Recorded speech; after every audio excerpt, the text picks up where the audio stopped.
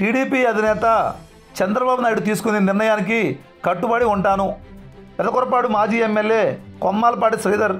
ఇక పూర్తి సమాచారం మేరకు మాజీ సీఎం చంద్రబాబు నాయుడు భక్తున్నని పెదకొరపాడు మాజీ ఎమ్మెల్యే కొమ్మాలపాటి శ్రీధర్ బుధవారం పేర్కొన్నారు.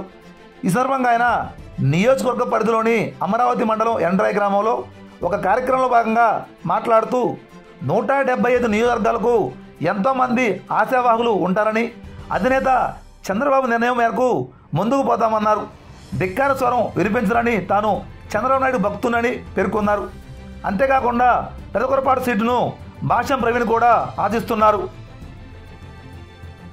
కేంద్రం గెలుతుంది, రేపు చంద్రబాబు నాయుడు గారు ముఖ్యమంత్రి అవుతారు అనే అభిప్రాయం ఈ రోజు 5 కోట్ల మంది ఆంధ్రులకు ఉంది. దాంట్లో భాగంగా నాకు కూడా అవకాశం వస్తుందనే ఉద్దేశంతో 175 నియోజకవర్గాలుంటే సుమారు 1000 మంది కాదు ఆ పైన ఆశావాహులు ఉండడం అనేది సహజం.